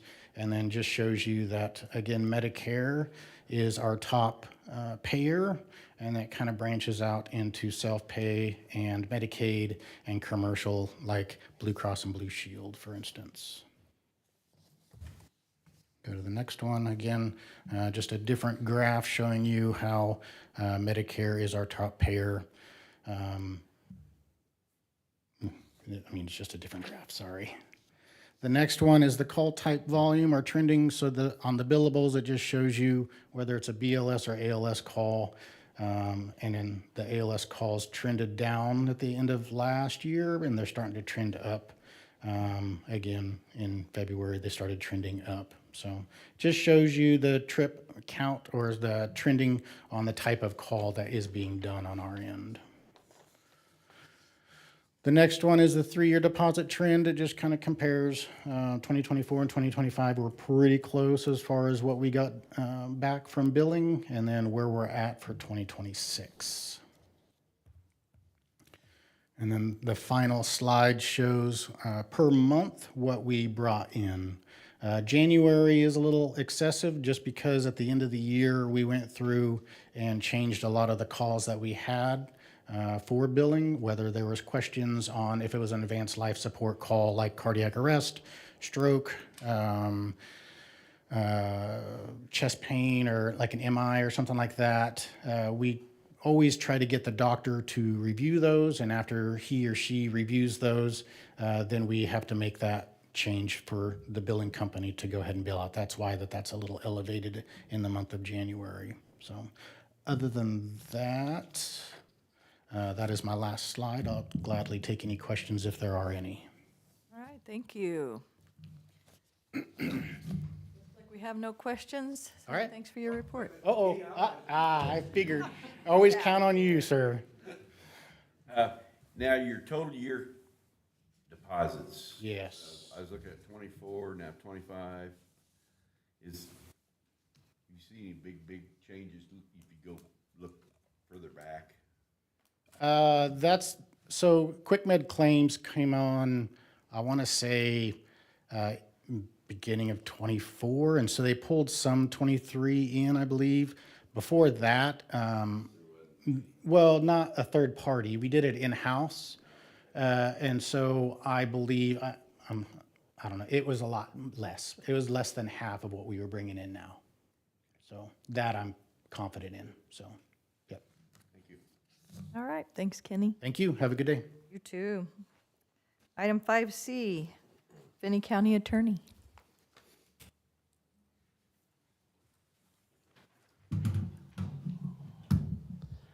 Good morning, Finney County Attorney Susan Richmeyer, and I'm here to give you the first quarter report. I did notice this morning as I was going through this, I was working remotely with my staff to get this report done, and I did not notice I'd made a couple of mistakes, but we'll correct them here, and we can get you an updated PDF to go with that. This first quarter, we had received a total of 389 cases. Those were broken down with 103 criminal, 103 anytimes, and the difference between those two are the criminal cases, what we consider PCs, are those that actually resulted in an arrest, and so they went into the jail. We then had to have those filed or declined within 48 hours. The anytimes are those cases that have been investigated and they are put through our portal to be reviewed. If we file a complaint, then they will be sent out with a warrant for arrest at that point in time. So out of those two, we had 103 PCs, which were 103 arrests that were brought to our office, and 92 of those were filed. 3 we declined, and 4 are still under review, meaning there was additional information that defendant is most likely out on bond, and we will get those reviewed within the next 30 to 60 days. The anytimes out of the 41, 18 have been filed, 23 are still under review. The traffic citations, 159, that's what we've received in our office. That should also go with cases filed. The difference between traffic, those are electronically filed with the clerk of the court. We don't get every single traffic case that is filed. So if somebody gets a ticket, they go in and they pay it to the clerk of the district court. We will never see that. We'll see them when we go to court on see judge only offenses and or those that want diversion. So there very well could have been 400 tickets that the clerks processed, but those 159 are actually filed cases. We just did not file them. So we touch them, we go to court on them, but we aren't the filing party. Juvenile offenders, we received 37, filed 9, and 21 went to FIT. FIT is what is run by Beth Beavers at Youth Services Community Corrections. And those are legislatively mandated that we send these kiddos to a diversion type of program before we file those cases. The hope, I believe, has been that they don't reoffend, that they go to fit and we never see them again. I don't know the statistics on that, but I'd venture to guess most of them come back to see us. But once they successfully complete fit, we can no longer file those cases. So it's still something we process, still something we review. Child in need of care cases, the PPCs and OPCs, those are children that are taken out of their home in police protective custody. And out of those 19, we filed all 19. There were none that were declined. We will most likely err on the side of what our law enforcement and our Department of Children and Family Services tell us is happening at that moment in order to keep those kiddos safe at that particular time. Then the court process begins, and as information comes through, because we don't ever know 100% of everything when we get a case. We will get an affidavit, and there's information that continues to flow into these cases throughout their life. And especially with the child cases, that's information that's received. Law enforcement, Department of Children and Families, DCF, they make those judgment calls on scene at that moment in time. And so we support our law enforcement by filing those cases and trying to give those children the best opportunity to be successful and to survive sometimes. Yeah, so on that one, Susan, it Yes. should, instead of 19 received and 0 filed, it should be 19 It should be and 19 filed, yes. Gotcha. Thank you. That was another one of my mistakes. And I guess really the citations weren't a mistake because we didn't physically file them, but we do provide the prosecution services for those. Truancy is another section. Those are turned over to us from the schools. That's based on students' attendance. We have set up a program with Beth and Community Corrections or Youth Services where the truancy that comes into our office, we kind of do a fit program with her office rather than file everything that we see. We could file several hundred truancy cases per year because there's that many that just don't attend school. And this program that we've created with Beth has helped reduce that number significantly. So even though, again, there's not the number filed where we had 26 received, 6 filed, and we referred on to fit 21 of those. That's just a method really for us to keep kids out of the system. And we believe that's been very successful. And so the ones that we do have and that we have filed are going to be the most severe and those that we've probably seen more than once. And typically they have other things going on in their families than just not attending school.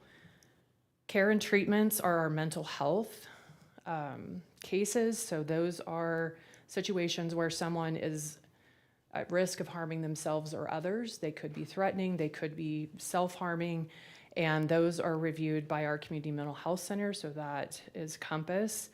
We had 4 and filed 4. And again, this is one of those numbers that doesn't really tell the story when it comes to mental health in our community. I know that Compass probably receives over 200 phone calls a month that they triage, and these are the ones that we end up with. So there's a lot of background work that gets done before we ever see a case. And again, that would be the ones that are the worst of the worst. So a total of, my numbers aren't going to be completely correct, but I believe we've got a total number about 350 live cases that we filed and or are handling within our office from the first quarter. Any questions about that piece? We did have a new hire that came in October. I have a brand new hire that started this morning at 8, and unfortunately I haven't been there to give him the welcome. He is a former county attorney from Ellis County, so he has some experience, and that should be really helpful for us within the office. And we also have 2 offers that have been extended to law students that are sitting for the bar this summer. Have not yet heard back from them. That time limit for them, I have to keep those open per each of the law school's rules for a month. So we can't just make an offer and pull it away. They're trying to give their students the opportunities to make the best decisions for them. And an interesting fact I found out is a lot of these law students, they say about 25 to 30% will change employment within their first year. So I was like, that's crazy. I mean, it's crazy that you'd start a job and change it in 12 months and not necessarily for additional money. So I don't know. It's a challenge for you, for sure. Yeah, it was just an interesting conversation I had with career services at a couple of the different law schools. And I was like, wow, what's driving that? You know, we got to figure out what's driving the changes, why they're unhappy and don't want to stay. Just some other kind of points of fact that I thought might be interesting for you guys, because every year we do pay out appellate funds to the attorneys that are writing all of the briefs. So I thought you might want to know what it is that we do and what and how many we have. At this point in time, we have 31 open appellate cases. We had pretty much cleaned out everything, gotten a lot of our responses back from the Court of Appeals and the Supreme Court at the end of 2025. And we've had about 22 cases that we have had go on appeal since January 1st. So we now have a total of 31. We do our own in large part because we think we have the better success rate doing our own. Probably about 95% of them are affirmed and or sent back for resentencing. And if it's a resentencing issue, it's because at some point the judges just didn't sentence according to the guidelines, the sentencing guidelines set forth by the legislature. So we are keeping people where they need to be by writing the best briefs we can write. And we did have, there's been more legislation that has come through since this was written. The two notable ones at the time we wrote this were the passage of House Bill 2595, and that's been something that I have been very active in promoting over the last 2.5 years.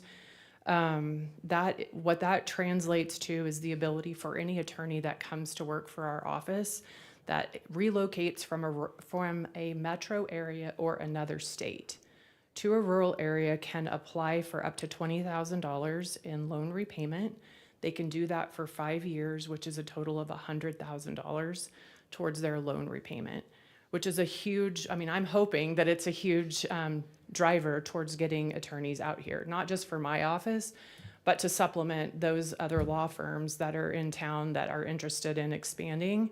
Or even if somebody wants to just plunk a shingle, by renting an office, we could use all of those. And so hopefully this will help. It will also provide for Kansas law students saying they're going to go into rural areas $3,000 per year, which would be a total of $9,000 over the course of their law school career. But that's a pretty big carrot, I'm hoping, for these guys to decide they want to go rural.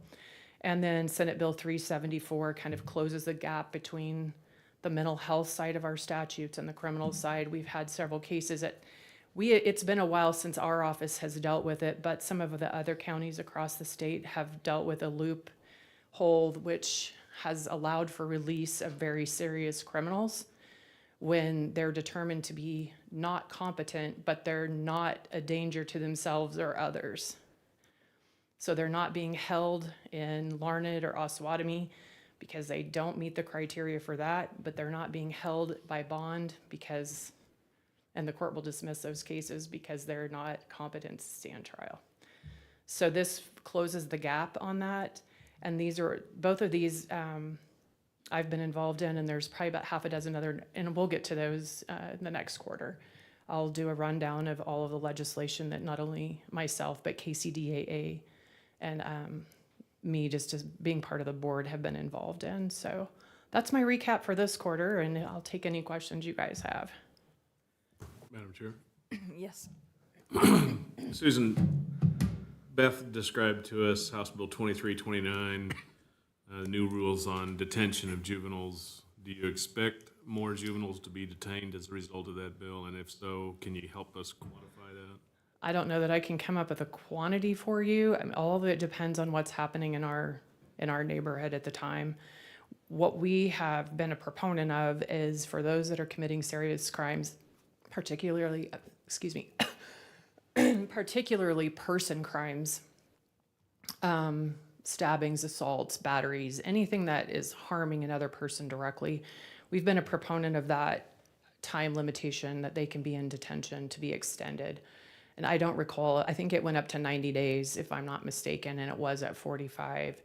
We have a real hard time, and I think Kara can probably vouch for this too, when we've had people that commit, I say people, we've had juveniles under 18, and sometimes they're under, 14 or under, that are committing assaults, batteries, stabbing, murder, and we can't get them to be held in a detention center of any sort. And then, even getting them certified as an adult is very difficult.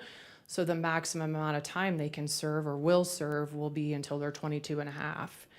And that, so if we're lucky, I say we're lucky, it's not lucky, it's if the stars align and we're able to get them to serve that maximum, sometimes they're only in for 2.5 years after committing a murder, and that's not what we want.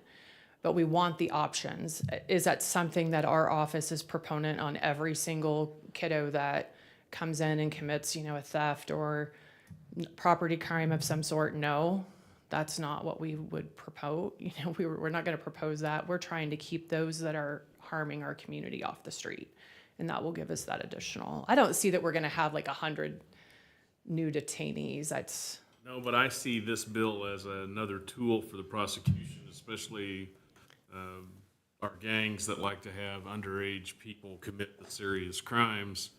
And now you have the tools to make sure that those persons aren't looking at a short period of time of incarceration. I hope you utilize that and send a clear message to our gangs that having underage people commit the serious offenses doesn't help. I will say we've been very fortunate with our judges and our law enforcement being able to articulate clearly how much of a danger these juveniles have been to the public. And so that's why I don't necessarily see that we're going to see much of a change unless it's in length of stay. It'll probably be about the same number of juveniles. I just think they may be there longer. Our judges have done a really good job of bypassing some of those requirements so that we can keep them there. My final comment to you is that these people that are committing serious crimes, I would encourage our courts and your office to make sure that the bond adequately protects the community during that phase in which they have not yet been convicted, but as they may be a threat to our society, that bond be adequate as recommended by your office. And if I may, there was a statute, and I have not parsed through this statute that was signed by the governor that does set some limitations on the court and mandates certain bonds and for certain crimes, and especially for repeat offenders. And I haven't parsed through what all that will mean, but I'm hoping that that does help us do exactly what you said. Thank you. All right, thank you, Susan. Thank you. Okay. We've gone way over, so I if you could keep it brief, I would appreciate it. Well, I'll pass. Go ahead. Thank you, Sue. All right, Okay. thank you. Quarterly idle funds report, 5D.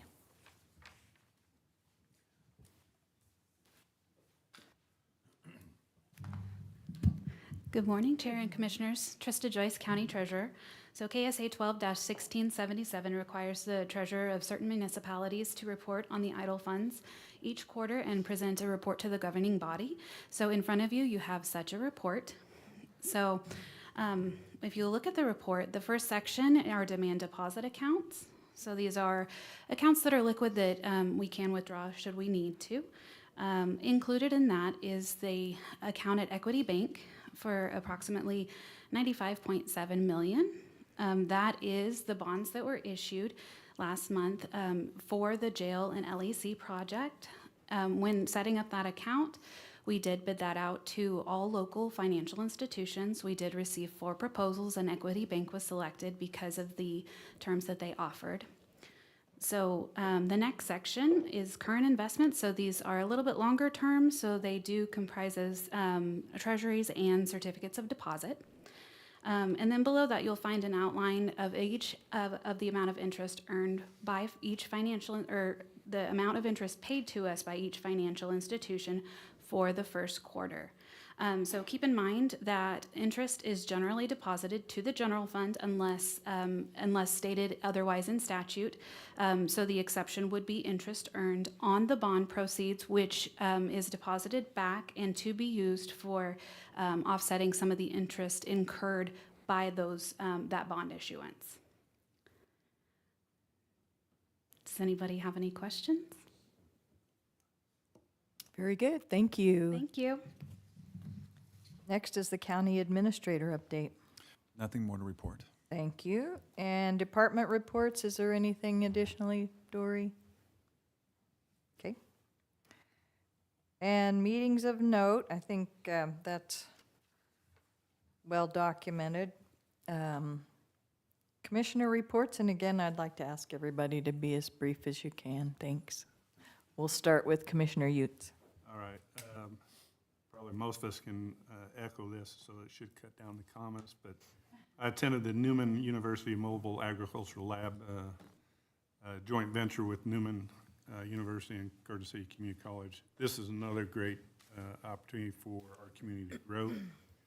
I attended the Empirical grand opening. Commissioner Schultz nailed it on the head on that. It's what a opportunity for this community to continue to grow, and we are open for business. I did attend the Gertrude Walker Elementary School for their 50th year celebration. Miss Walker, who is no longer with us, but her grandson was present as well and presented. I attended the 3 different Zoom meetings with KLPG. The main structure on that was the so-called property tax relief bill, and that's just what it is, so-called property tax relief. It's not. It's more structured on what cities and counties and locals can do on their budgeting. KLPG did send a letter to the governor to ask her to veto this bill once again, so we'll see where we go with that one. I attended the local emergency planning committee, LEPC, with EMS and our health department. We need to make sure that the county completes certain training requirements under the National Incident Management Systems, as it reflects on both liability as well as what federal funding we can get. Attended the LEC Planning Committee. We're wrapping up on design, working on it, and we have a meeting every 2 weeks on that. Attended the legislative coffee, well attended, a lot of good information provided. Again, some of the information provided was on funding for schools, or lack of funding for schools for special ed, which I think our federal legislators need to get more on board with meeting their requirements. Also at the legislative coffee was our county attorney and Chief Pruitt, and they provided, after the legislators, a hour session on how our criminal justice system works. And I applaud Susan and Chief Pruitt, and Susan's deputy was there, Nick was there as well. It was great. I've heard it before I knew it, so it was good information. Commissioner Basque. Attended a Fair Board meeting. They're just continuing to prepare and plan for the Finney County Fair in July. West Plains Extension Board, I attended that meeting. There had been some previous discussion, as there had been a motion or an approval to explore the possibility of disbanding the 2-county district. However, at the last meeting, they did vote to remain as a district, so currently there's no more discussion about that. Attended a Convention and Visitor Bureau Board meeting. I think maybe the one thing I'd like to report on that is we had some discussion about going from a 6% to an 8% bed tax rate, and the board members expressed some concern about that, especially considering the fact that we recently did a half-cent sales tax increase for our jail, and they commented that with the bed tax rate and the sales tax rate and other fees and everything, that they're approaching 20% of a hotel stay per day. And so presently they expressed that perhaps maybe that should be something to discuss at a later time, maybe when economic situations are a little bit better or tax situations are better. And then I just attended the LEC meeting with Commissioner Utes. Very good. Commissioner Schultz? Well, I attended all those meetings that Commissioner Utes talked about, except the legislative coffee. I didn't have the temperament that day to discuss matters that were really important to local government. So moving on, I will be absent for the May 4th and May 11 meetings. Apologize to anybody who has any concerns, let me know. And I will be meeting with the Senior Citizens Board on Tuesday to address any concerns that they have and report back to the commission. Less than 60 seconds. Go. I can't even believe that. This is a record. Somebody write it down. Commissioner Jones? I also attended the Newman and the Empirical Open House. I encourage if we ever are able to show the video that they showed at Empirical, that we make it available here on our screen for the viewing public, because it is something to see. Also had a meeting at the EMS County Health new building last week, and we have one tomorrow. Other than that, that's it. Thank you. So I really don't have a lot that I would like to say other than at our last meeting when we did our commissioner reports, it just it ended up being different reports. And to me, I felt like it was more useful information for the public rather than I attended this meeting, that meeting, and the other meeting. So I'd just like to ask the commissioners to consider if they think, more of here's some exciting things happening in our community rather than what all we attended. We all attend, all the meetings that that we're. I know, I get that, but I just wanted to have you kind of think about that, and if there's any members of the public who would like to see it, maybe a little bit different than what we've done in the past, let us know. And with that, we have no need for executive session, so I would entertain a motion for adjournment. So moved. So moved. Second. I think that was a second. All in favor say aye. Aye. Aye. Opposed, nay. And that carries. Thank you so much.